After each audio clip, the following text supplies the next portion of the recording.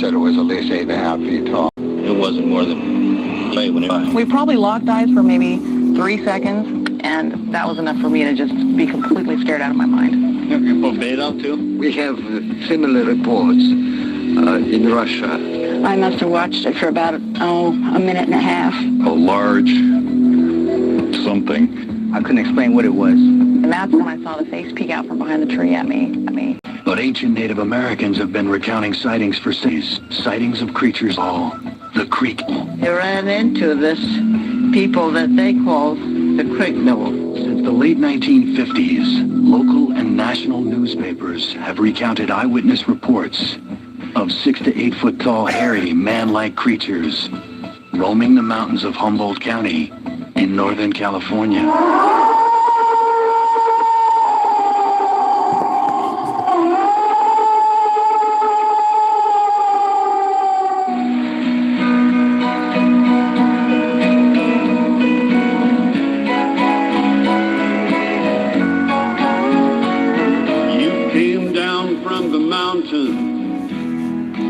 Crystal waters flow. No reason to consider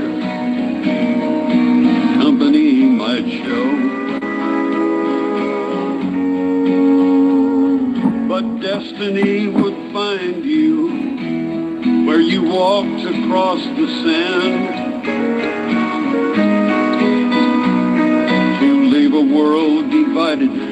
Did Roger film a Bigfoot or man?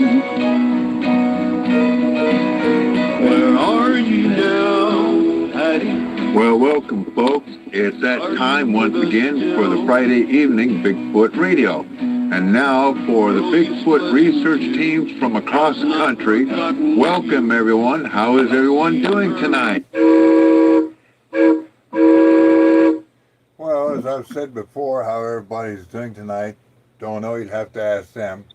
For people out there who's had anything from UFOs to strange things happening to them in the forest, or they've seen ghosts or something like that, or they've seen something they can't explain, and you want to come on to the show and talk about it, you can call us up at 667-770-1476, and the participant code is 759314. Again, 667-770-1476, and the participant code is 759314.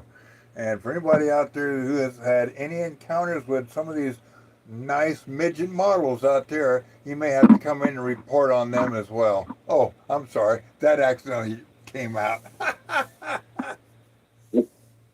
Well, you're not too far off. You know, the news lately, and I know Anthony and Bruce have probably seen it, is that the government is leaking out videos of UFOs coming and those little people that you just talked about. Yeah, because I think Trump signed an order to release all UFO activity. Ain't that a new one? I bet the freaking military's having a heyday with that one.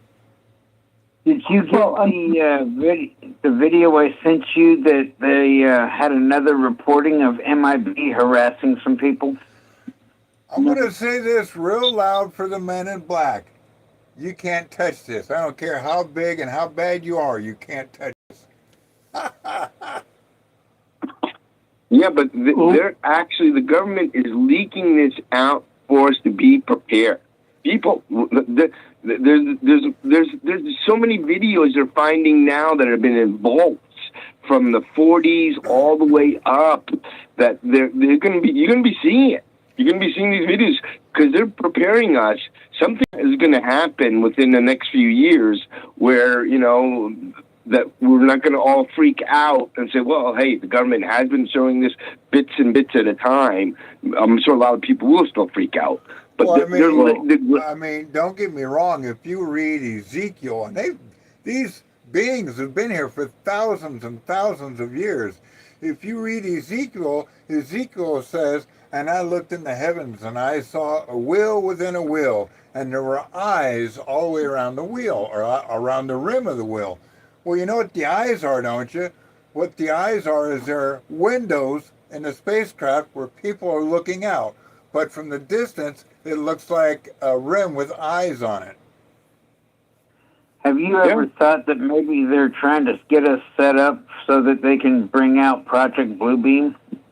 Probably. Oh, yeah, Project Bluebeam. For everybody that doesn't know what Project Bluebeam is, it's where they make this big old giant hologram of Jesus up in the sky with, I think one is with Jesus telling everybody he's back, he's now king and ruler of all the world. They'll have Jesus there, they'll have Muhammad there, they'll have Krishna there, they'll have all these deities all showing each and individual nations about the Christ in different forms and different shapes. And they'll basically be lying to everybody, making them think, oh, he's back, we're all safe. And then when all of that happens, religion finally takes a dunk. Oh, Steve, do we want to give our condolences to Kira and her family?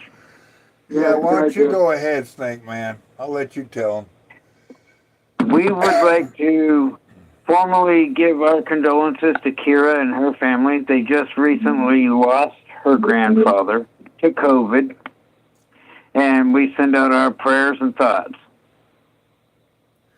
You know, I tried COVID once. She wasn't no good, so I had to kick her out.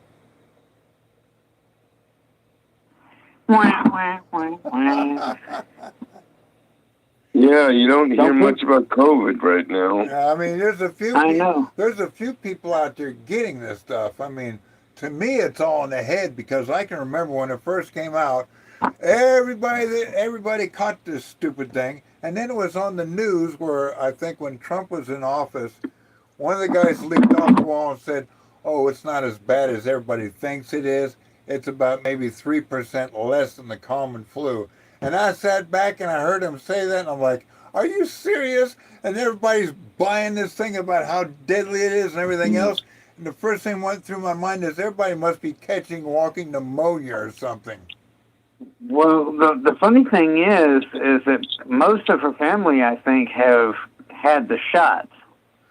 That's what did it, was that stupid shot. Now, I'm not out here trying to scare people or nothing like that.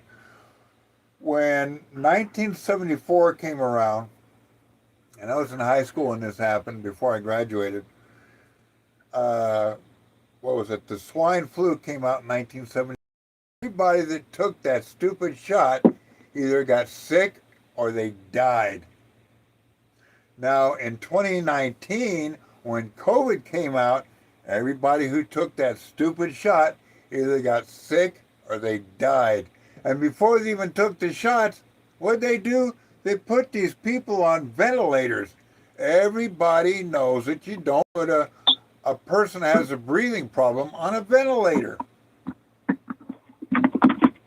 Yeah, they said 24% of people that were 65 and older that took the shot died within like 30 hours. Yeah. 24%. Yeah. So it's that was a lot of people. I never once took the shot in 1974 for the swine flu, and I surpassed it and survived. And I never once took the stupid 2019 not swine, but the COVID shot, because I know it was all bullshit. What a lot of people don't realize is those shots are what they call human depopulation, and that's exactly what it is. Yeah. Yep, I agree. Now, I think it was last week, me, you, Chris, everybody was talking about these AIs, how they're going to take over the world. Well, last night, before I went to bed, I was watching ABC News. And guess what they were talking about on the news? They were talking about the AIs are getting out of hand. They're starting to get what you call a little bit too how's the word I want to look for? They're getting too smart for their britches, I'll put it that way. And they're thinking these AIs are going to take over the world and we're going to be screwed. And did I not say that last week? Yeah, that's true. Talk about a prediction they're learning. Talk about a prediction coming true. Oh, fuck. I know. They're learning at an alarming rate. That's why I do not trust AI as far as I can spit. Exactly. It'll be pretty much Battlestar Galactica with the humans fighting the Cylons, which used to be a computer program at the time, and it'll be Skynet. Oh boy, hell no. That'll be the death. Hey, they're already teaching robots martial arts and how to shoot guns. Yeah. Over in China. Yeah, I already saw that. And right now, China is more ahead of us than any other country in the world. China's got flying cars. They've got robots and everything else. But you know something? We can get rid of a robot, no problem. Well, all we got to do is wait until they break. It's called an EMF field. Turn one of them suckers on and watch them fall to the ground. Steve, all we got to do is wait and watch them break. Yeah, really. Because now anything that comes from China breaks easily. Oh, yeah, that's true. But yeah, when I heard that on the news last night, I thought to myself, yep, I knew it. I predicted that a few months back, even last week I did. And guess what? It came true. I'm like, oh, I hate it when I'm right. I know. It's weird, though. Did you see that there's a lot more cryptid stuff coming out, too, lately? I don't know if you've noticed that or not. You know, and I worked for the adult entertainment industry back in 1984. And I did that for 2 years before I quit. Never had that kind of problem. Everything back then was simple. In 1990, I worked for the children's entertainment industry. I did that for 17 years. Never once had any problem with no stupid AIs. But as soon as 2010 came around, they slowly started using AIs. I'm like, oh crap, it's not going to look good. And sure enough, guess what? It's not looking good at all. Apparently to the government, the AIs are getting way too smart. So they're going to kind of like shut it down. Even the Pope himself in Rome said they don't want nothing to do with the AI. I wonder why. Yeah, right. You know, they'll find out all the things. Well, we're going to become one with AI. That's why. Yeah. Is Anthony on? Yeah, I'm here. I'm right here. I'm listening to everything. Okay. Who else is on tonight? What about that one AI that the programmer was trying to shut it down, and it tried to blackmail him not to shut him down? Yeah. Some programmer out there, and this AI was stupid as shit. There was a programmer out there that programs these AIs. The AI came off the wall and said, well, if you don't do this or you don't do that, I'm going to tell your wife that you're cheating behind her back. And the guy, yeah, I'm serious. The guy's like, wait a minute, he's not married, so what the fuck is this AI talking about? He's going to use blackmail? What the fuck? Yeah. And kidding me? Yeah. Darren, you've heard of that too, haven't you? Oh, yeah, absolutely. We're going to become one with AI, and our consciousness is going to be in the AI body. You know something? Now, this isn't that hard to understand. Now, I think it was like maybe 5 years ago that I was watching, I think it was YouTube video or something like that, where there's a country, I don't know if it was China or Russia, I think it was one of those two countries, they came out with a robotic type of looking like a machine or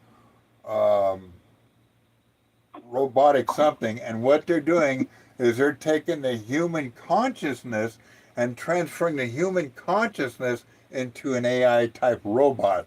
And I'm thinking to myself, Well, I mean, fuck, man, that would be cool. At least I wouldn't have to worry about going to the bathroom no more. But as far as having sex, I'd be screwed. Well, what about that chip they're putting in people's brains now that they can control computers with?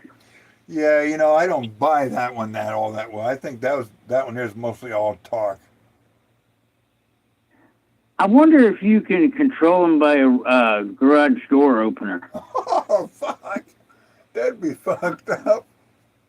Here, push the damn door. Watch his hand go up in the air. There you go. Snake Man, come out with it. Whose house are you trying to break into? Uh-oh. Uh-oh, it's all out now. No, they seriously are. They're coming out with this chip that they implant in people's brains, and they've already implanted it in, I think, one person or two people's brains already. I know that... And... Go ahead. Go ahead. And I think that one guy was paraplegic, and now he controls everything with his brain. Huh. Very nice. That I heard of. Yeah, you know, I've heard of the thing for the last, I think, when Windows 95 was out, like 15 years ago, something like that, that they were coming out with these little tiny, I think it's like the size of a grain of rice. They're going to put it in your hand or something like that. It's the same thing as a mark of the beast, but either way, they're going to put it in your hand and one in your forehead or whatever. And supposedly that rice grain or whatever it is with that little computer thing on the inside is basically to tell what your heartbeat is, your health, and all the other stuff. But they also said, if you don't have that chip in your hand, you can't buy, sell, or whatever. And I'm like... And you know that went out the window a long time ago because once everybody found out what was happening, I think they got rid of it. But I think what they're doing now is they're going to make AIs where it's totally different. So instead of us having to do the jobs, the reason they're making these AIs, they're going to put mankind out of business. We're not going to make no more money. We're going to be so damn pissed ass broke. It ain't going to be funny. And guess who's going to make the money and guess who's not? Yep. Yeah, well, they predicted that by 2030 that robots and AI will take over all jobs and essential jobs that there are. So nobody's going to be able to go out and find work or anything like that. Plus, today's society of kids, most of them are lazy. They don't want to work anyways. Well, I mean, maybe they're the ones that are coming up with the AI technology so they can make a profit off of it. Who knows? Well, no. Manual labor AI is not going to be able to do like as much. You know, tech savvy, yes. You know, working for stock markets or being doctors and physicians and so on, that they have that. But to drive or work in the fields or I'm going to Asia. I don't think they're going to be working in the pineapple. Well, who knows? I don't know about that. But the rice fields and so on like that. I think manual labor. Manual labor might be hard for them. Yeah, you know, something else I was, when I was going out, I was dating Essential, which is now in Phoenix. I spoke to her, by the way, last week. They have this new type of car that you can get inside of. It's not a Tesla. It's a different type of car. I'm not sure what it is. You sit in the back, and there's no steering wheel in this car. And this car takes you all over town, wherever you want to go, and it charges you less, I think like $2 or $3, just to take you from the bar home, and there's no driver in it. I'm like, I don't think so. I drive my own vehicle. I wouldn't trust that thing with a 10-foot pole. And what if that thing malfunctioned and decided to veer off and crash into something? Yeah, no shit. And I've seen Tesla cars even screw up a few times. Yeah. So, what's going on with the Bigfoot and paranormal side? Anything new?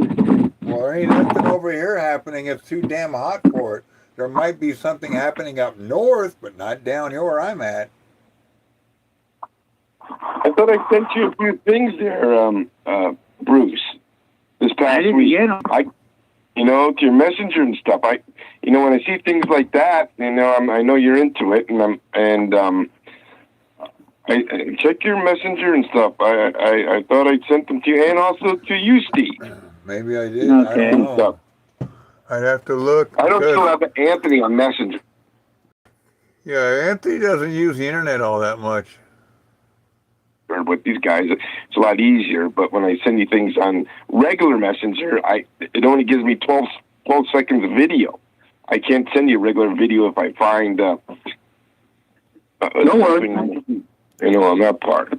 But I did, though, Snake Man, this week. I filmed the snake attacking a tadpole. Yeah, I got one. It was April 15th at 10:46 a.m. with you in a video. I got that one. No, not April. We're in June now. We're in June. This is June 5th. Okay, maybe that's it. Oh, okay. So it had to be May, somewhere around May. Okay, let me see. Chris Morola's here. I got two Chris Morola's because one phone. Oh, that's weird. Yeah, I do probably have a couple different ones. Yeah, I know. But anyway, yeah. And here's one with the. Okay, that I don't know if you sent me that or whether what's your name sent me that. Oh yeah, by the way, we gotta say prayer for Mary Catherine. What happened? Her son or grandson, I guess, flipped a truck, and I don't know if he died, killed himself, he went flying through the window or something like that. I didn't get the whole thing. She sent me a text message. Let me read to you what she said. She said, "My little great nephew got killed last night. He was just 18 years old. He fell asleep at the wheel, left the road, and he tried to get back on it, and it flipped his truck, throwing him out, killing him instantly. He didn't have his seatbelt on. Pray for my niece. It was her only child." Oh boy. That's terrible. Yeah, it is terrible. Oh my God. He fell asleep at the wheel. That ain't, I can that's really bad. That's horrible. That's sad as anything. Yeah, it is. So, Darren, have you been having any kind of activity, paranormal-wise, or anything like that over there?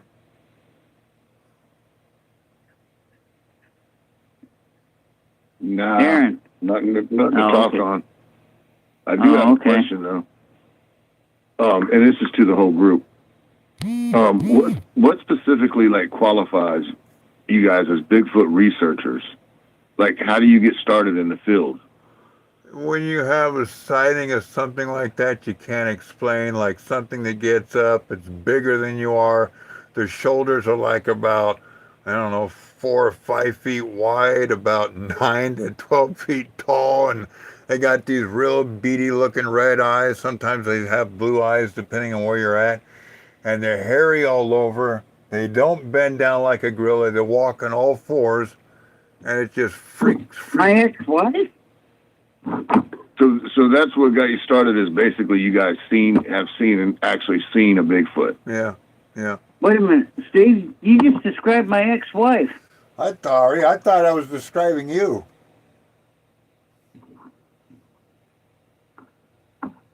How do you guys consider between somebody that just is like a hobbyist like me and a professional researcher like what you guys are? Well, I wish we were professional researchers. We've been doing this field work. I've been doing it for almost 30 years maybe, but I was never doing a radio show for 30 years. But I've had 30 years under my belt as an experience. My first sighting of a Bigfoot was back in 1966 up in Shasta County, California. That was a year before the Roger Patterson film came out. And when I looked out my bedroom window at about maybe 2 or 3 o'clock in the morning, it was thundering and lightning. And when you see the flash coming through your window curtain, and you see this big round, looks like a ball being projected from the lightning through your curtains. You're like, wait a minute, there ain't no tree there. And you open up the curtains and you see this big old hairy head there about the size of what they call a medicine ball. And you're sitting there freaking out. It sticks to the back of your mind to the rest of your life. So I've had like 9 encounters almost all my life. Wow. I've had quite a few myself. Darren, you know I know mine. one of yours, Bruce, when you were with your dad. Yeah, over on the land. Yeah. Yeah. That was his sister dressed up in a suit. Oh. You're the one that tells me you don't get along with your sister. I don't know what to tell you about that part. I know, but what I was trying to tell him is that, that was the first encounter I've had. And then the second was over in Paris, Texas. Then there was another one over in Frost, Texas. And so on, so on, so on. But I've had more paranormal stuff. Like, we had that paranormal incident after Grandpa passed away in the trailer. Remember that? Yeah. No, mine was anywhere. Go ahead. Mine was anywhere from Shasta County, Trinity County, Butte County, Lassen County, Modoc County, Siskiyou County, mostly all over Northern California. I've never had any down here where I'm at. I keep telling everybody it's too damn hot for them. But, I mean, there have been people here in the winter that have actually seen these creatures down here in the winter, not the summer. Now, another question for you guys. Like a Bigfoot that you know of, or a Sasquatch, or down here we have what's called swamp apes. Yeah, I know what a swamp ape is. They're not meat eaters, right? They are to a point. The Sasquatch where I'm at, when the other Chris was doing the show with me and him went to a place up in, it was called Bernie Falls, California. And there's a little town down this little valley, and we got to talking to this young rancher type kid. And he's telling us a story about how the Bigfoot came onto his ranch, picked up a couple cattle, and walked off with it. So I'm pretty sure some of them are meat eaters, not all of them, but some of them. When Ivan Marks first discovered some of the Bigfoot habitats up in Northern California, he found out back in the 1950s that most of the Bigfoots that he's ever encountered either ate swamp grass or they ate salmon or fish or anything. And they weren't really much meat eaters. They were basically in the fish and shellfish and everything else. Right. I know there was a report in Texas with cattle that had been eaten. Yeah, I mean... Yes, there's been a few of those. Each and they couldn't describe it. Single Bigfoot has its own different type of eating habits. Now, there'll be few out there that eat fish. There might be another few out there that eat meat or they're carnivores. I guess it all depends on the territory that they're in. Well, I think, Steve, that they're up.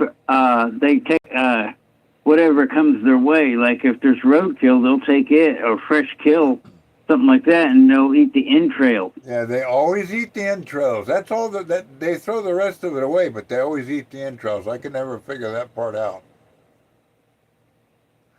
But then if you go to Louisiana, the people live in Louisiana, they eat entrails too. I'm like, well, wait a minute. They must clean those entrails out before they eat them. Mm-hmm. Well, I know that there's a lot of Sasquatch that like corn too.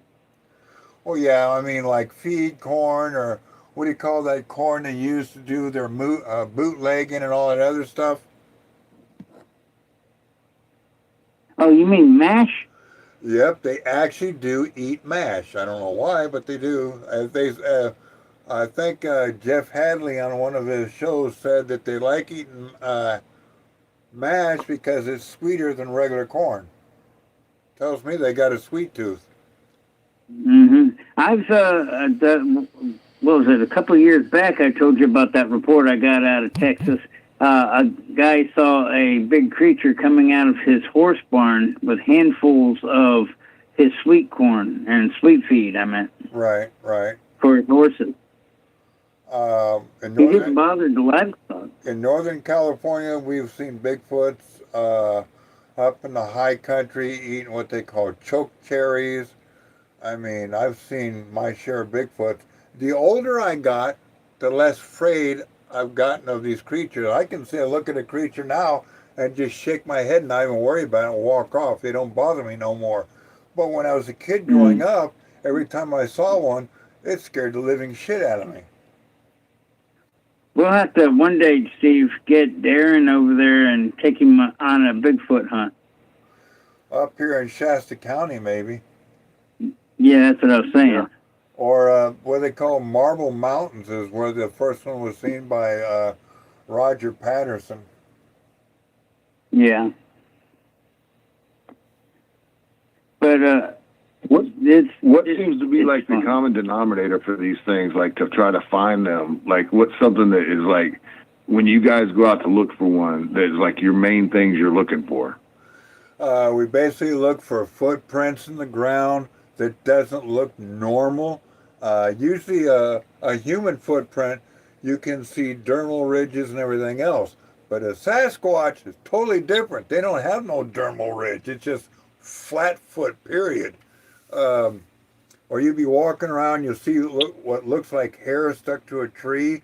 I mean, you look for those different types of things that stick out. I also look for repeated activity. Another part is their stench. Oh my God, do they stink?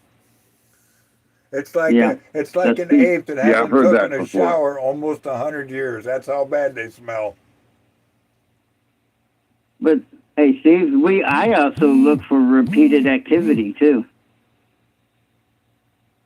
You know, reports of repeated activity. Yep. Or you go online and you look at the first place like BFRO's website, and you look for where the most activity's been at, and then you follow up in that area.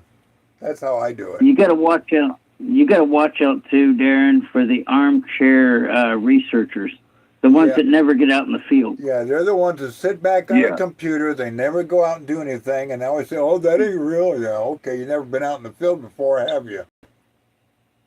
No, I had a guy who's telling me that they migrate, kind of like panthers. And that's one of the reasons they're so difficult to find, because they have big loops they make. Well, you know that the Air Force has spotted them when they were flying over the swamp by our land and everything. They spotted them in big groups moving through the swamp. Well, I think there's enough evidence out there. I think what he means by migrating is there's a seasonal pattern. Like in the winter, they migrate south and they follow the migrational pattern, like the geese, the ducks, and everything else. What they're doing is they're following the food pattern. And in the summer, they head back up north where it's cooler, like Shasta County or Oregon or Washington, where it's nice and cooler up north than it is down here. So basically, they follow the seasons is what they do. Yes, that's what the guy was telling me. And if you do a lot of history, who else follows the seasons? The Native Americans do. You never ever see a Native American come out in the summer. They're always somewhere where it's nice and cool. And now back during the 1800s, if it started getting hot, Native Americans would move north. When it started getting too cold, they'd go back south. They did the same thing that the Sasquatches did. They always followed the food trail or the migration pattern. Add that, and I'm only adding my particular area. Okay, I didn't. I lived in an area where I would, I encountered them in every season. So I don't know if they migrated temporarily or they just left and came back, but I've had frequent encounters where I used to live. So I'm not sure it would follow. I'm not sure the Bigfoot would follow like a migration. Like birds flying south for the winter, that type of thing. Then maybe I'm sure they hunt differently because in the fall and the winter, all the leaves are down, so that's less cover for them to hide. See, the guy I was talking to was more speaking of like they migrate like a panther, because they have trackers they put on some of these panthers, and they can go thousands of miles, but they make this circle almost the exact same pattern year after year. Well, Todd Standing, did something very interesting. I wouldn't say that they travel. I don't know if they travel in circles, but I do know that they can travel great distances in a very short amount of time. Okay, and I, and in my first sighting, I had two of them, and I would call them juveniles only because they were not, 8, 10, 12 feet tall. They were like maybe 5 feet tall. All right, so that's why I say they were juveniles. But there were two of them, and when they had jumped, it wasn't like they jumped up, like they jumped up and jumped over. I mean, they jumped a great distance, like nearly horizontally. Okay, they had a great distance up onto a log and then jumped over that log. I mean, it was literally like two jumps. Yeah. And it was so quick that I barely saw their legs. You know what I mean? So, right. But I mean, as far as migration, I know some folks, live in areas where they feel like they migrate. The area that I lived in, I don't feel like they migrated, only because I experienced them all 4 seasons. Right. Yeah, it's kind of ironic because, some people that have seen multiple sightings, and what I've read is they'll see them in the same time of year after year, and then they won't see them in the other months. So it only makes sense. And my personal belief is that they have a portal, some type of a portal that they utilize. And that's why they're so difficult to find. Something otherworldly that we don't understand. Well, concerning the portals, I know that David Paulides, he came out with his documentary recently, and he has, folks that he interviewed in that documentary that said that, look, that one said that they saw the portal. They saw a bigger Bigfoot talking to a smaller Bigfoot, and that the bigger one just turned around and walked into the portal and disappeared. They saw that. They said the Bigfoot disappeared and then the portal appeared. It was like a bright. I've seen that. Yes. Yeah. Yeah. And then there was another woman. She didn't see a portal, but she said the creature came out from the deep brush, got on, into the clearing and started to cross the road. And as it was crossing the road, it just disappeared. There was no portal. She didn't see any portal, but she said she just saw it disappear. So just went into nothing. Yeah. Yes, that's it. So now years ago, when I first got into it, I was not of that opinion. However, that part of me believes it now. You know what I mean? There's just too many. I haven't seen it, but and I've read a lot of reports that they see them, and then as soon as they go to grab a camera, they're instantly gone, and like not even a sound. Yeah. It's crazy. Yeah, I experienced that. I mean, I had one. I was looking at one in a pair of binoculars. I was able to see part of the head, shoulders, one arm, okay? And when I lifted my head up from the binoculars just to see where it was, into the binoculars again, it was gone. And I was very careful to rest my hands on the door so that I wouldn't move the binoculars. I just only moved my head, and that was a mistake because I let my eyes off there. Once I did that, it was gone. Mm-hmm. So, Yep. My first encounter, I never heard a sound from them, from this one that I had the encounter with.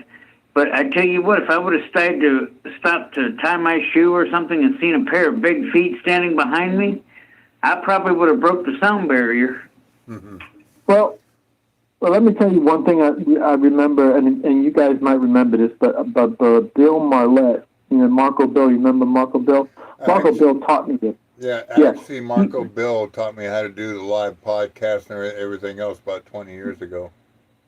Really nice guy. Yeah, but Marco Bill, mentions quite often. He's like, look, for every one that you see, there's going to be about 2 or 3 more that you can't see.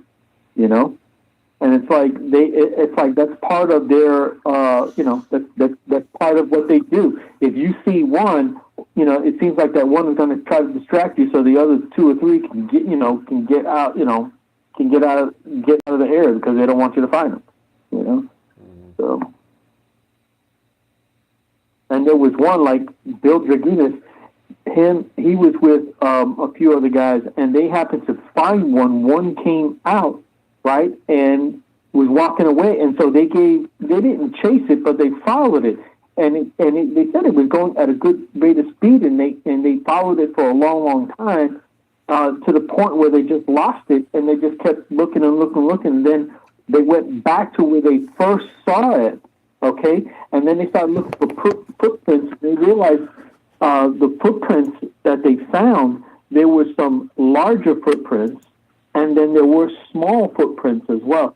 So they kind of figured that, like, oh, okay, well, maybe this one right here got our attention and led us away from where, Mama and the little one was. That was their opinion by the footprints, that this one successfully led them away, and because there was little ones around, Right. So.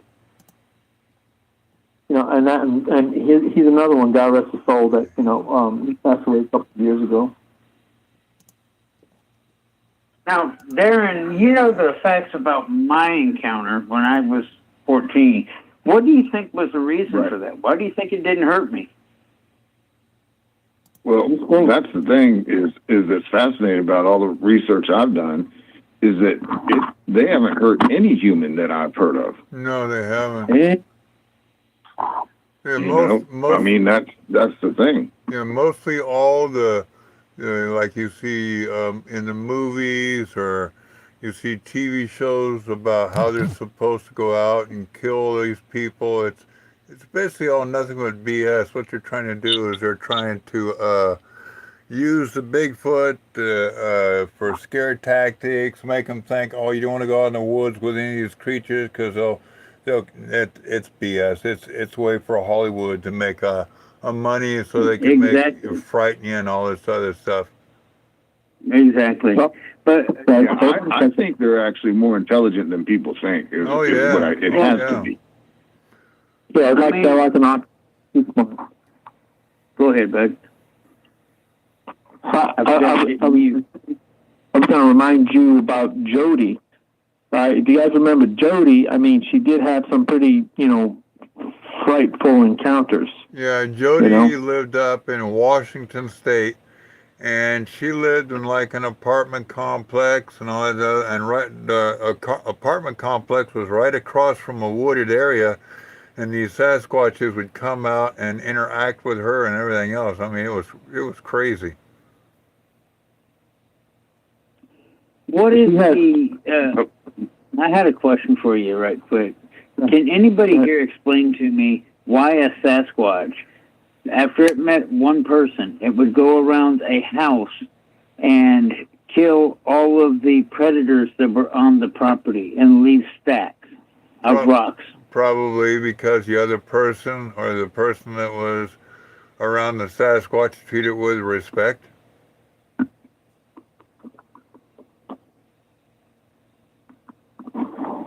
When some people go out hunting and they take guns and stuff with them, they see a Bigfoot, the first thing that goes through their mind is, oh, let's kill this thing. But when they hold a rifle up and they go ready to shoot one of these things, they freeze in their tracks.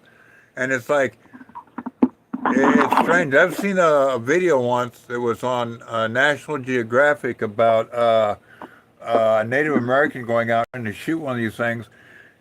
he wasn't shooting the Bigfoot. He kept, what do you call it, loading his rifle with bullets in it. He wasn't pulling the triggers, but he was cocking it back and forth, cocking it back and forth. He was so petrified, he didn't know what he was doing.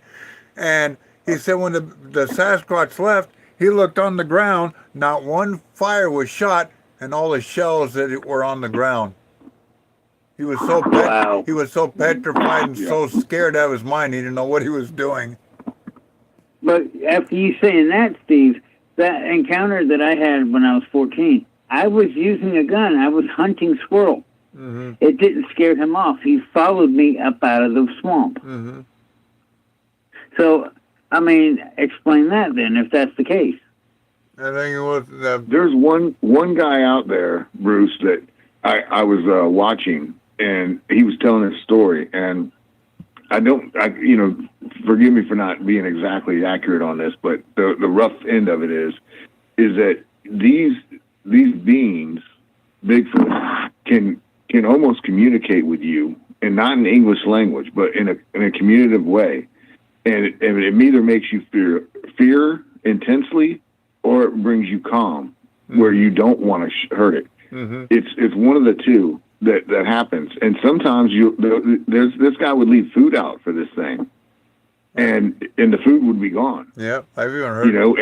And it became and I don't know if the guy's being honest or whatever, but I mean he seemed pretty knowledgeable about it, and that was what his explanation was for that they either make you like want to shit your pants, sorry for the language, or they bring this calm over you where you're like, this thing's not going to hurt me. Like with your instance, Bruce, you had a gun, you saw it, and you were scared, but then you got a calm over you. And you were I face to actually face with touched it. its chest. That's what I'm saying. I mean, you were face to face with that thing. Yeah, I mean, I've got a friend of mine that's like that. He lives up in Canada. His name is Mike. I can't remember his last name, but he has a video on YouTube, and it's called Bigfoot. I think it's Canada Bigfoot or Bigfoot Sasquatch or something like that. And he's been communicating back and forth with these creatures and all this other good stuff. And I'm like, I've even had people like Ron Moorhead come onto the show. And Ron Moorhead says he's had stories where people have told me that these creatures can actually communicate by using telekinesis. I'm like, well, I mean, maybe they're a lot smarter than we give them credit for. Look at a dolphin. A dolphin uses, like radio frequencies or some sort of frequencies in the ocean to communicate back and forth with other dolphins. So what's not to say that they don't do the same thing, only in a different way? Yeah. And I mean, look at how we interact with dolphins. I mean, you have those dolphin shows, and they're not necessarily just trained. They know what they're doing. They know, and you as a human, even with your dog, you can know if your dog's hungry or if your dog needs something or if there's something wrong with your dog or any of your pets, really. Not saying that Bigfoot's a pet, but, I mean, there's something there that humans naturally have that you can pick up on things. Yeah, you have some of these handicapped people that are called either mongoloids, and you see these mongoloids. Now, this was several years back. You've seen a mongoloid in, I think it was Great America, where they have these dolphins in like a giant tank, and there's a mongoloid kid sitting there, and he's actually communicating with the dolphin. And it just blows your mind away how some of us can do this and some of us can't. Right. Let's go for a commercial break. We'll be right back. Listen up. The soap you shower with, it's you probably haven't even questioned what bar soap you lather up with. Let's face it, most guys don't. They're still using whatever bar their mommy bought for her little man. Is that what you want? To smell like mama's little man? Ugh. But now you can upgrade your shower game with Dr. Squatch Natural Soap. I'm talking about natural, nourishing, cold-pressed, hand-cut soap for men. Men who use their hands. Men who build things. Men who open the pickle jar on the first try. Men who catch foul balls without spilling their beer. You won't just smell good either. Your skin will be healthier and more nourished. Dare I say, soft. Oh, Men aren't supposed to have soft skin? Yeah, well, men weren't supposed to cry during movies. And then they made the movie Rudy. He's so little. You want to smell like the forest? Boom, pine tar, we've got you. You want to smell like the sea? Boom, nautical sage, we've got you. You want to smell like you just got off a boat in the Caribbean? Boom, bay rum, we've got you. And with 6 more cents, we've got you covered no matter what kind of man you are. Now you're wondering, why have I been doing it wrong for so long?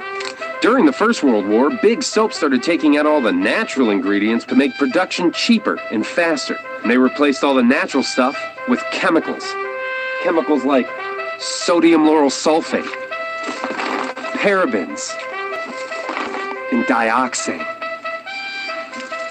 Chemicals linked to depression, liver damage, cancer, and low sperm count. And worst of all, dry skin. Oh. Your poor balls, all dry, empty, and sad. But there's good news. We make our soaps with natural ingredients from the earth. Ingredients like oils, plants, goat's milk, Greek yogurt, oatmeal, shea butter, and citrus. No. Turn your shower game up to 11. With the smooth lather of gold moss or the exfoliating woodsy bliss that is pine tar, get ready to step out of the shower feeling alive.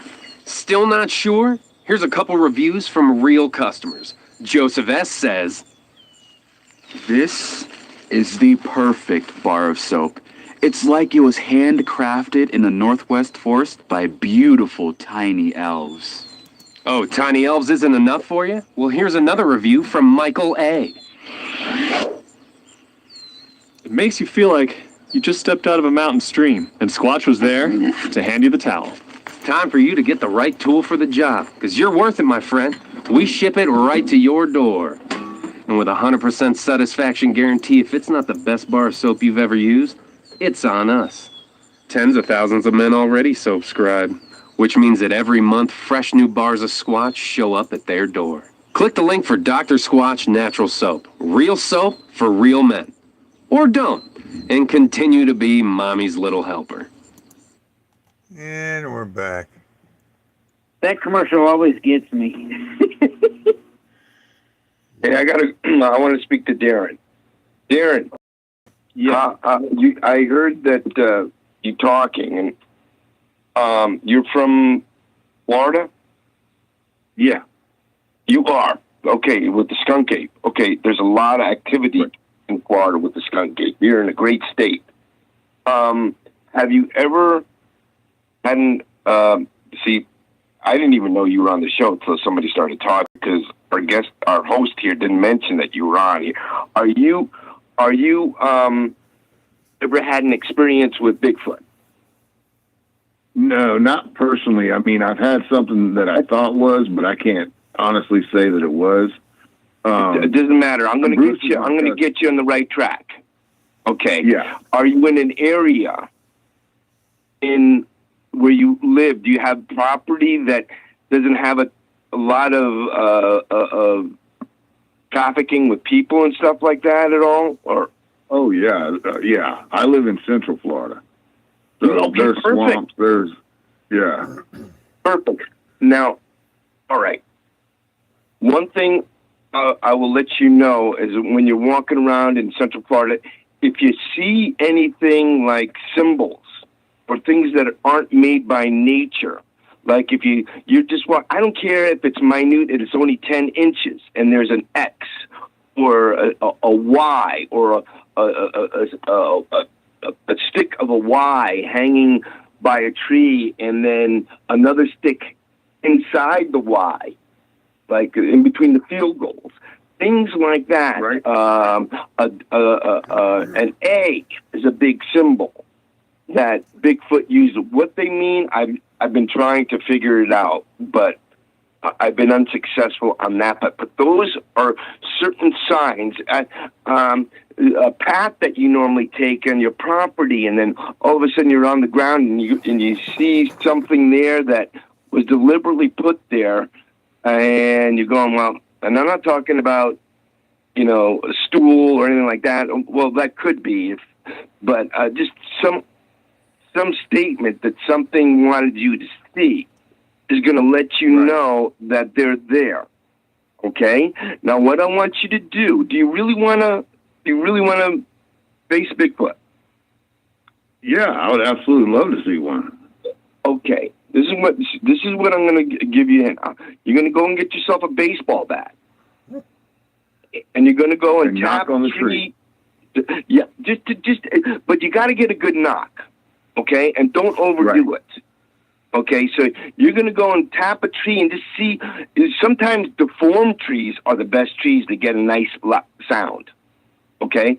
So you're going to find something. You might find one like a cavern inside that a woodpecker made, or what. Just tap it and don't make it too loud. Just get the ones around your property. Once you find the one that makes the best sound, you're going to do a knock. Just whack that thing as hard as you can. I don't care if you break the baseball bat. You just whack it. And then pause. And just see if you get a reply. Okay? Now, one time, to hold you, not interrupt you, but one time we had an event, and this is one of the things that got my interest, is we were camping and we heard the knock first. Okay. And then we were like, what in the hell? And this was out in Juniper. And we were like, what in the hell is this? And then we went back and we started tapping on the tree, and then we were saying, is this an echo? But it came first. And and then I watched one of the shows, and it was telling us about this situation that they knock on these things. And then we experienced, they threw something. Whatever this was, threw something near us, and you could hear it landing in the bush beside us. Not at us, but just beside us. Yeah, if they wanted to hit you, and we thought it wanted us to leave. That's a good idea. That's a good point. That is. If they want to hit you, they're going to hit you. Okay. I've known people, came up to my cabin, and they would throw acorns, and I'm talking sideways. They watch, and you don't, but anyways, but I just want you to follow me on this, okay? So so on your property, you have property that you can go out. Let me get this straight, so I'm not steering you wrong here. You have property that you can walk out and hit on a tree and make sounds without disturbing your neighbors. Yeah. Okay. Yeah. So you're going to go. When I come there, I'm going to teach Darren all about all that, Yeah, okay. But keep going what you're saying. All right. I said I'm going to teach you when I get there. No, he was talking about Chris. Yeah. Yeah, Chris. So I go out to Ocala National Forest. It doesn't matter whatever forest you're at, whatever on that. You're just going to go out there and, like I said, give a good just smack that thing as hard as you can. Okay, get a baseball bat, go to Taxio, whatever you got to do, get something there, not metal. A metal bat. Get a wooden bat, okay? Because it seems to relate more with my experiences and so on that. Okay, if you don't get a reply, just let it be, okay? Then the next night, I want you to do it again, okay? And I want you just to go out there and do it again and do it, because when they hear that, they're figuring, okay, you want a response, but you don't want to overdo it, okay? And they're going to come closer to you. They may not respond, but they're going to come closer to you because they know that you want to play ball now. Okay? So they're going to come and visit you. As they're watching you, you're going to say, man, ain't nothing here. I'm nothing. But believe me, they are there. They just don't want to appear to you yet. Mm-hmm. So the best thing I'm going to tell you there is that make a gifting, make something around your property. I don't care if it's a tree broken in half and there's a stump there, whatever. I want you to go and leave near corn, some apples. After a few days, just keep doing it. Just leave, after a few days of wood knocking, just leave something for them to see. Okay? Do not put a trail camera out there. if you're going to do that, it's smacking them in the face, and it's disrespect. So just don't bring your kid out there. No. Always look on the ground for footprints. See, where I'm at, it's swamp or it's sugar sand. And really, I've tried that. And the sugar sand, you just can't really, the trails just end up going away too quick. Right. You know, it's not like a permanent, and, you know. Mm-hmm. Now, Chris, you know who Darren is, right? Sugar sand is like the sand they have down here in the desert. You can see the footprints, but it looks like nothing but holes in the sand is all it looks like. Right, exactly. But when you look at the holes in the sand, if you ever seen a cow walk in the holes in the sand, a cow's footprint in the sand looks immature compared to one of these things when they walk in the sand. When they walk in the sand, the footprints they leave are huge. Right. Yep. Now, the sugar sand is the kind of stuff that when you dig a hole, it caves in quick. It just fills right in. It's right when you step on it. Yeah. Yep. Now, Chris, you do know who Darren is, right? No. See, you guys didn't mention that we had guests. So that's my cousin. Okay, I did not know that. Okay, well, that's good to see you. I don't know. Supposed to let everybody know. I've been on the show a few times. Okay. Yeah. He's been on the show a few times. I mean, I figure Snake Man brings them on. He brings them on. I don't know nothing about it either. I'm just glad to have him on. Okay, well that's fine. And he sounds like he sounds like I'm sorry. Me, myself. All right, the reason I'm... Okay, go ahead. Personally, me, myself, I would use an aluminum bat for one simple reason. I went out and I bought me one of these Spalding bats, brand new, went out to a nice oak tree. I hit that oak tree so hard that the bat split in half. I'm like, well, this sucks. So I went out and I bought me one of these metal bats, and what I did is I covered it up in that... what do you call that type of, it's like an ace bandage. You cover it up in ace bandage from the handle all the way up to the tip as many times as you can, and then you hit the tree with it. And it sounds just like a wooden bat. And it reduces the vibration of when you hit it, right? Yep, sure does. Yeah. Now, if you want to do it that way, or do you want to wait until I get there and I go out with you, Darren, and show you how to do all that? I might do a little exploring until you get down here and find some good spots to bring you to, and then you can really show me the real deal. You know. Yeah, just don't bring the real deal out there, if you know who I mean. Hey, listen here, young lady. I'm not talking about you. We're talking about somebody totally different. You know, he keeps saying, he's the real deal. Yeah, okay, whatever. Oh, yeah, Tom Biscardi, yeah. Oh, yeah. Yeah. No, that's one thing about Bruce, because Bruce grew up in the woods. Like, he knows how to navigate the woods. And literally, you know, I know you guys probably know this already, but he'll literally take a rattlesnake and grab it. Oh, yeah. Without being harmed. I've seen him do it. Trust me, I've seen him do it. Yeah. I'm like, you're nuts, dude. Yeah, you're in good hands if you're in the woods with Bruce.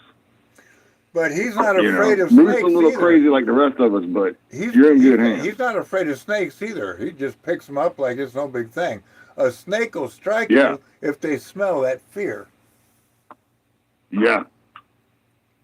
Bruce knows that. See, that just means if you go in the swamp with us, you're just going to have to bring a new pair of underwear. No, that means if I go in the swamp with you, I ain't going nowhere near you if you got a snake in your hand.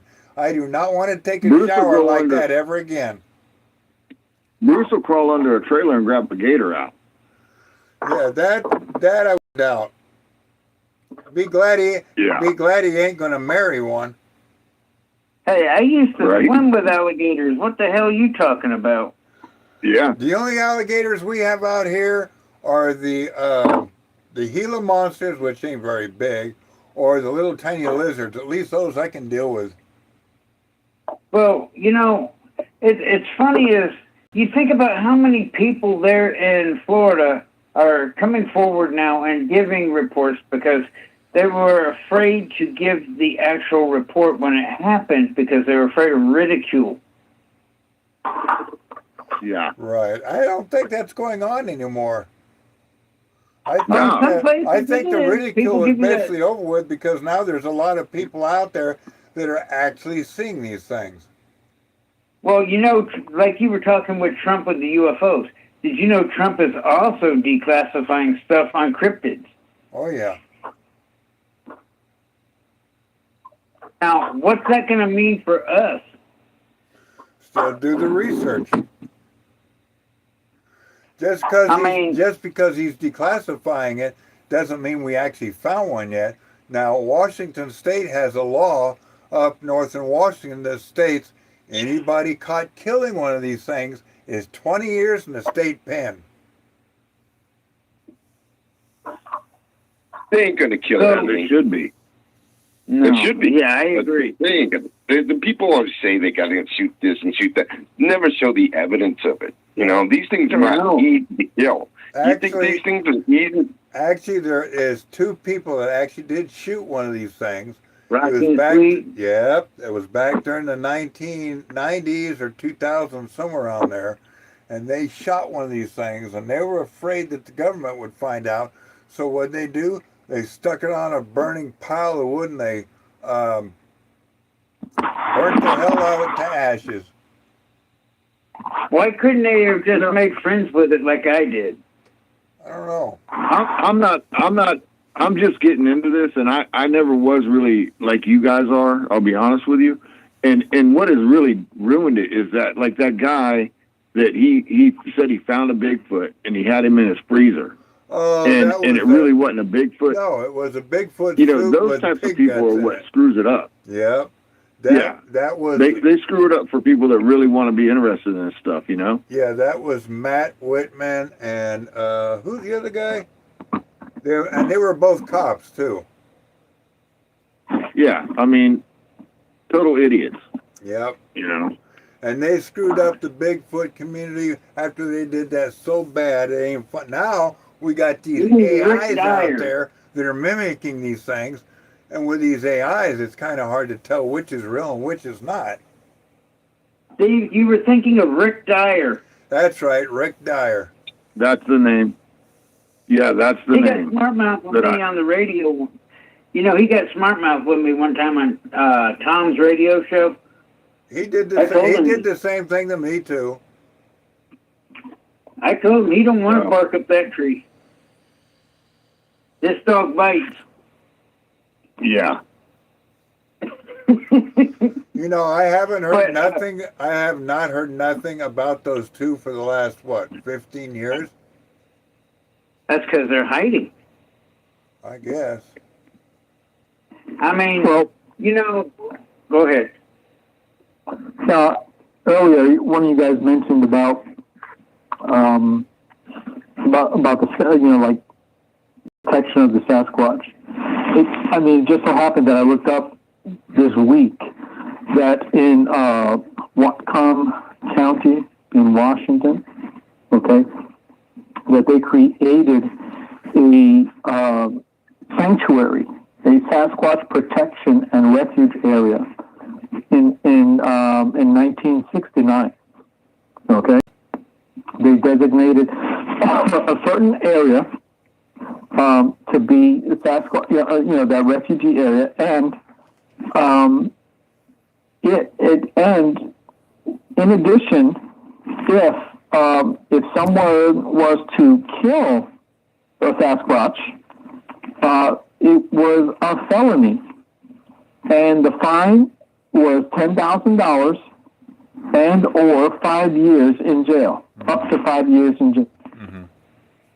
And this was the county ordinance. I have no doubt that the government has found one already. Right. At least one. I have no doubt. And the government has access. if you remember correctly, Grandma used to tell us stories about her mama. I believe it was her mama or her mama's mama having encounters with them after Grandpa would leave to go to work. Great Grandpa would go to work, and they would trade things. Yeah, and our grandmother was part Blackfoot Indian, and and her grandmother was half Blackfoot Indian. Yeah, we got and they did have stories from that. Yeah, and we got from way back. We have Blackfoot Indians that live up in Northern California. Yeah, we got the we have the Blackfoot. We have a few Cherokees that live up north, and then we got what's the other one? The Maidu tribe, which is up in Butte County. They know of them, but the Maidus, they call them protectors of the forest. And a lot of Maidus out there say they've seen these creatures a lot, and they just don't worry about it. And then you have the Hopi Reservation up in Modoc County, and they say they basically most of these creatures all their lives, and it doesn't bother them at all. Oh yeah. And now, what one was it they called them? The Crickno? That was the Hopi, that's the Hoopa Reservation. They're the ones that call them the Crickno. But they don't call them creatures, they call them people, because to them, I guess they communicate back and forth with them. Right.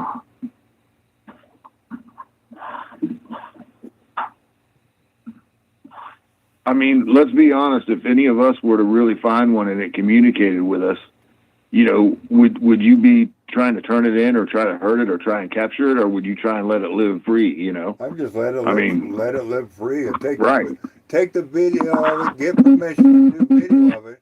No, I can send down the one I met and bring it to the family reunion. Yeah, I wouldn't harm it only because there's been so many, and I'm sure I'm not the only one, but there's been so many times that I've been in areas and then then I happen to realize like how close I was to them, and if they wanted to take me out, they could have easily done so. Yeah. And so like yes, I mean me personally, I wouldn't be out to kill them. No, me neither. So, Native Americans, a lot of Native American tribes also, they don't consider them a creature; they consider them people. Yep. Their ancestors had said that they had traded and they had great relationships at one time. Yeah, they did until the white man came in. When the white man came in, they separated them. Hi, Darren. Hey, Julie. Hey there.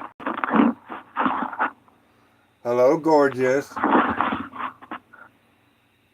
Say hi. Hi, Dean. Chris and Anthony. Hi, everybody. Julie, you let Snake Man out again. Shame on you. Yeah, I know. I had to get him back in. Nothing new. You got to put Make sure he wipes his feet. You got to put that leash around him. I keep escaping. Yeah, you escaping all right. Yeah, he recently escaped to Texas, and she had to go pick him up. Time to get a pick or chain. Yeah. Stun collars don't work on me. Do what? Stun collars, shock collars don't work on me. Shock collars? Who's talking? Hey, we don't want to hear about a that. Shock collar. Now, Darren, when I get there and I take you out in there to the woods and everything, and you see your first one, it's going to be eye-opening for you. Whatever you do, don't run and don't show any fear. Yeah, you don't. Yeah, that's easier said than done. You don't show any fear of these creatures. I never have. I did when I was a kid growing up, but I don't anymore. I'm used to them now. And I know what Darren will do. His first time seeing one, he'll throw me in front of it and run like hell. Well, I would too. I would too. I might trip you. No, I mean, I really don't have that kind of fear in me like that. You know, I don't think. But at the same time, you know, when I do see one, I'm pretty sure that it's going to be excitement and fear at the same time. But I think pretty much Darren is what do you call curious. That's how I was growing up. I was curious. Well, Grandma made sure she taught us a lot about them. She told us stories all the time about them. Yeah. You know? Yeah. And we were brought up with those stories. And when she found out I was too. My mom and dad used to call them boogers.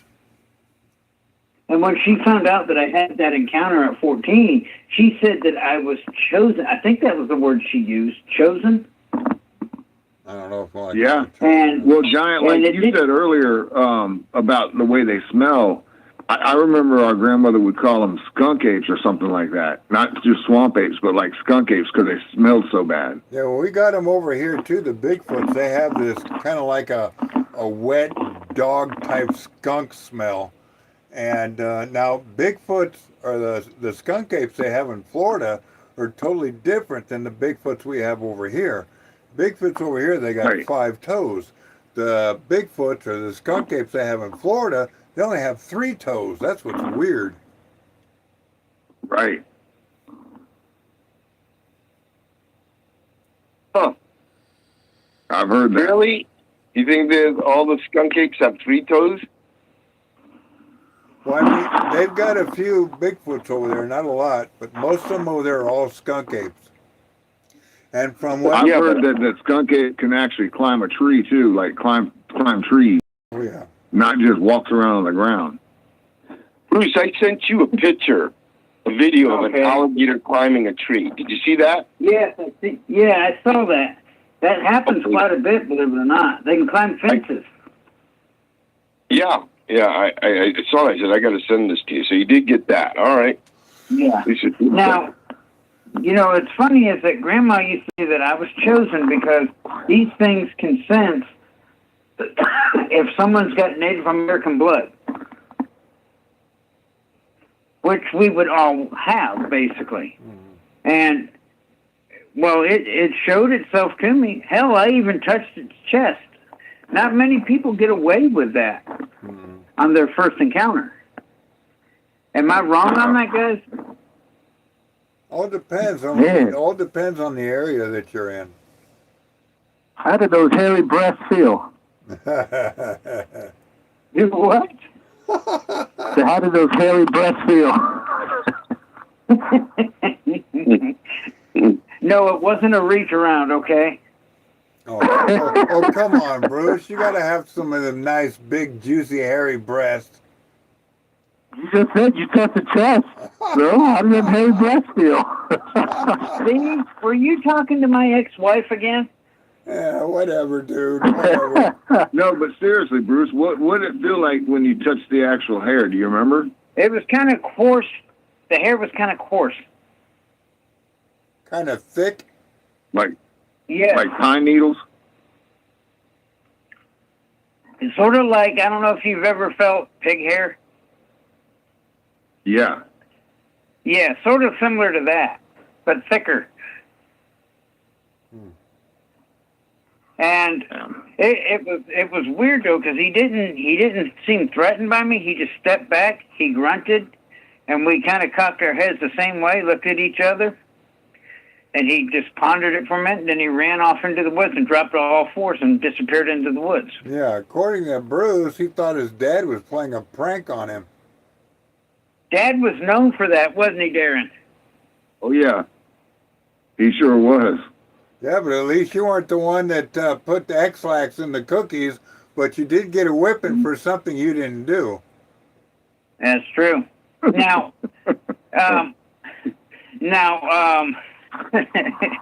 that's the story of my life. But, back in them days, Bruce's dad was probably at least a bottle of Jack Daniels in tow. You know. Mm-hmm. So. But you know, Daddy, he acted tough, but he was scared of the wildlife. But I wasn't. You know something? No, you never something were. A little strange. I'm listening to cousin's voice, and your cousin's voice matches your uncle's voice. Yes. Just like cool. Just like Merle Haggard's son Ben Haggard's voice matches his dad's voice when he was younger. Right. Now, Darren, have you ever had paranormal activity other than what we had when we were kids? Like UFO. I mean, I've had all kinds of weird stuff happen, and to be honest with you, it never bothers me. Now, I will tell you something that I do, and it sounds kind of crazy, but I can astral project. Nothing wrong with that. I did. If you guys know what that means. I know what astral project is. Yeah. I used to do the same thing when I was a kid. I can't do it no more now. Not that I know of, but yeah, I used to do it a lot when I was a kid, and I had no control over it. I do it. Yeah, I started to learn how to control it, and then I've lost it recently. Yeah. But it comes and goes. Well, when I was a kid, I used to have dreams of flying and levitating, and when I'd wake up, I'd slam back down onto the bed. That's almost the same thing as astral project, but what I used to have is what they call astral flight. It's the same thing. Your spirit leaves your body and does all this weird, crazy stuff, and you can see everything that's going on around you, but nobody else can see you. And you can jump, you can fly, you can jump as far as you want. It's weird. And then when you get back, there's no better feeling in the world. Yep. When you just let go and you're not scared of it, and you just are flying, there's no better feeling in the world than that. Exactly. And you feel like you can jump as high as you want, you can flap whatever you want, or you can think to yourself you're going to stay in the air, and you do. It's uncanny, it's weird, but it happens, and it's real. I can't do it no more. But see, I also, when I would have those dreams, I would see people in places that I hadn't never been to or met before, and then later on in life, I meet these people and go to these places. Yeah. Well, the CIA has people that do that on the books to this day. You know, I wouldn't doubt if Darren's an indigo. If you're wondering what an indigo is, an indigo child is a child that was born during the 1950s, between the 1950s and the 1990s, and they're gifted children that can do all these weird things like astral flight, jumping out of the body, everything. We can predict the future accurately. We can do anything that a normal person can't do. We can actually look at a person's face or facial features and body or whatever, and we can tell exactly what they've been through. And it just drives them nuts, like, how the hell do they know this? It's very challenging sometimes because I'm such an empathist. I can read somebody so quickly, and I can empathize with them, and I feel their pain sometimes. Yep, exactly. It's kind of crazy, yeah. And it freaks people out when you do it. It does. Yeah. Now, I usually hide it in jokes and laughter. Yep. You said 1950. You said 1950 to 1970. No, they came out during the 1950s to the end of the 1990s. 1999 was the last year of the indigo age. Okay. I was 1968.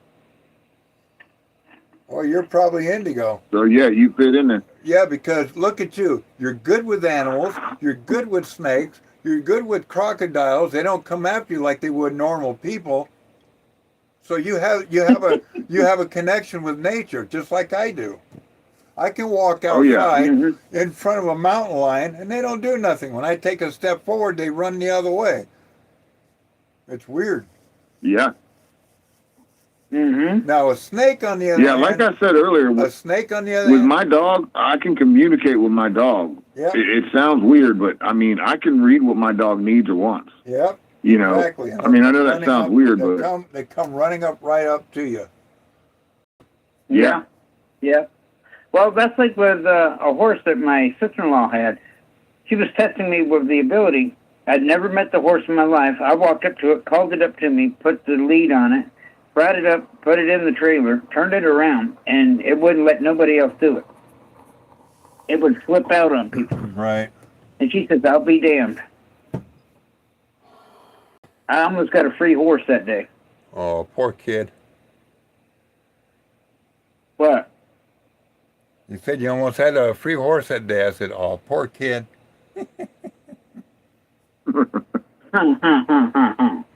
But I think it's interesting, though, that Darren, you think the same as we do. I think if you listen in a few more times when we do radio shows and call in and talk to us, I think you'll learn more.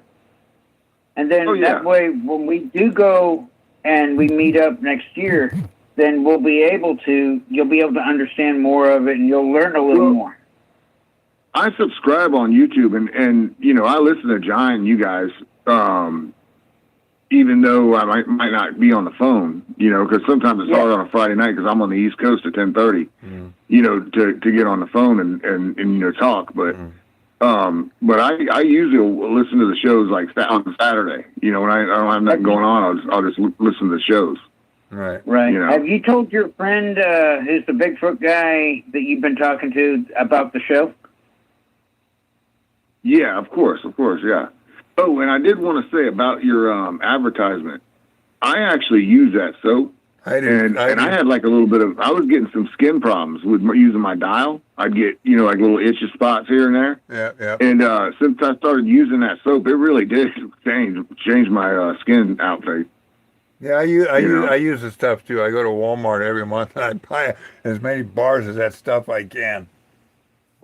Yeah. Yeah, I really like it. Except for the green soap, it smells good, but when you go to wash yourself with it, it feels like you're washing yourself with a bar of lava. You don't want to wash yourself too good with that stuff because if you do, you peel the skin off. Hey, yeah, Darren, that's the pine. I'm thinking about. Yeah, that's the Darren, pine I'm thinking tar. of getting Steve. I'm thinking of getting Steve a pair of Bigfoot pajamas for Christmas. You're funny. You know, like the old underwear with the big feet. Good luck. They don't make pajamas for somebody at 7'4" and look like Pee Wee Herman with some really short pants. I wish you could have been there, Darren, when we were filming, and I put the snake in the bathroom, in the shower to, you know, let it drink and to keep it hydrated and everything. And he went to go in there and take a shower, and he came right back out and says, I am not taking a shower with that damn thing. You're lucky you didn't try and kick your ass. Lucky I didn't throw him in the shower with it. I just would have chased your ass around the room with it. Oh, but it did. Yeah, I'm not a big fan of snakes. No, I ain't either. I don't mind pythons. I just don't like rat snakes or pythons aren't poisonous. They will bite, but they're not poisonous. And I'm just not into sidewinders, and I ain't into rattlers or We got gopher a lot snakes. of pygmy rattlesnakes around me where I live. Yes, we do, and we got claw snakes. That's why I like the winter, the fall, and the spring. I don't worry about it. Summer hits, I basically stay inside. Wait, the Steve, worst do you snake remember in the when world to me is a moccasin. Yeah. Because they will fight you. They will come at you and fight you. Now? Moccasin? No, they don't come at you, though. No. They'll usually run, but... Right. And the moccasins, they'll come right at you. The best way to get rid of a snake, believe it or not, is you get some of that kerosene. They hate kerosene. Don't do that. That hurts the snake. No, it don't. Hey, Derek. It dries out their skin and it kills them. Ask Steve about what happened with Tom Biscardi when we were filming. What, that snake got loose in the trailer, he walked in and he ran back out? Yeah, because the snake was striking at him. he went and he got behind, 2 rows of people? Yeah. Bruce, I mean, no offense, but aren't you supposed to put that thing in a bag or something? I mean, why do you have it? Why did you have it loose? It was in a bag. It was in a bucket. I guess we were traveling and doing whatever by pulling the thing. all the stops and turns we made, the bucket must have flipped over, the snake must have fell out of it, and then when Bruce went inside the trailer to get the bucket with the snake, the bucket was flipped over and the bag was empty, and he's like, uh-oh, snake's in here somewhere. And I crawled in there on my hands and knees and my belly, and the snake came forward towards Tom and the crew, and everybody just stepped back. Yep, I was one of them. Okay. Well, if I go on a snake hunt with you, I'm going to make sure you secure your bucket. No, just take along some of my, what do you call that, that stink stuff I made. That'll cure its little problem. Oh, the garlic? That stuff will knock the stripes off a damn skunk.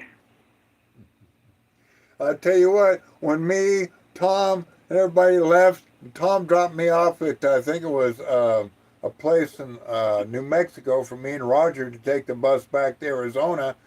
I accidentally left that stuff in his truck. I bet when he went home, he went to clean out his truck, he saw that stuff and popped the cap. He probably flipped backwards after taking a whiff of it. Wow. All right. Well, listen, guys. I'm gonna go to bed. I got to get up at 5:30 to do a charter. But I wish you all a great summer. This is the last show, right? Yep, this last show until September 18th. September 18th. All right. Well, listen.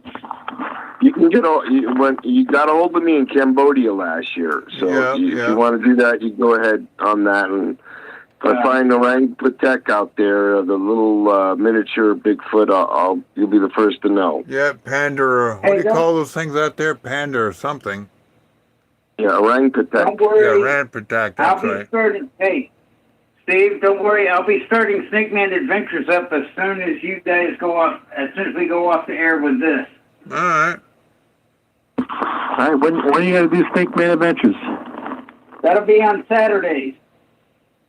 Tomorrow or next week? Next week. Okay. Well.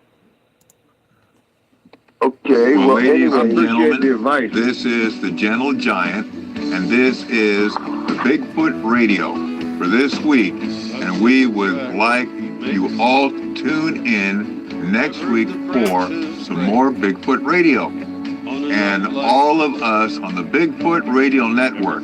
We would also like to thank our guests for joining in on the discussion tonight on this talk show.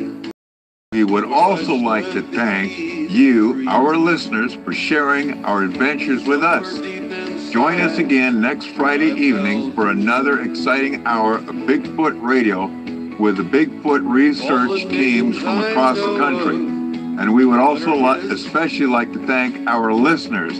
Until then, this is the Gentle Giant saying good night, be good, be safe, and we will see you here again next week. Until then, keep Bigfoot live and keep Bigfooting. See you all again next week. Bye-bye, and have a nice night. Just like a man, while keeping outside.